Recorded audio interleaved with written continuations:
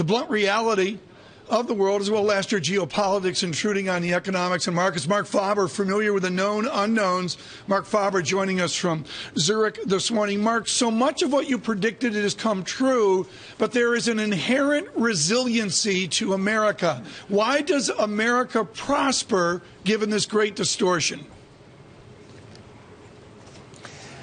Well, thank you for having me on your program. And I wouldn't call America prospering. What is prospering is the US dollar and the US financial assets.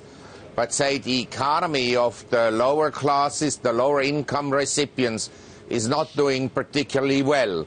So it's all relative. But relatively speaking, I agree with you, whereby I have to say, in Asia we have still numerous countries that are growing at, say, 3–4%, some like India at 6% per annum. So,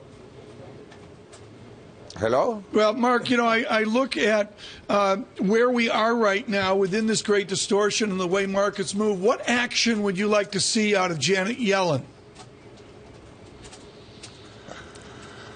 Well, basically, I think that it would be better if interest rates were higher.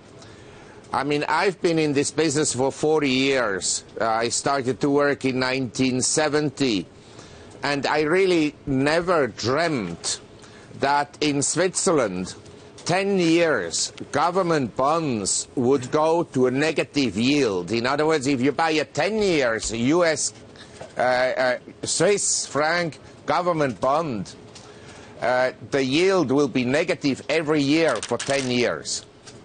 Marc, if it's all gloom and doom out there, where do you go for safety right now?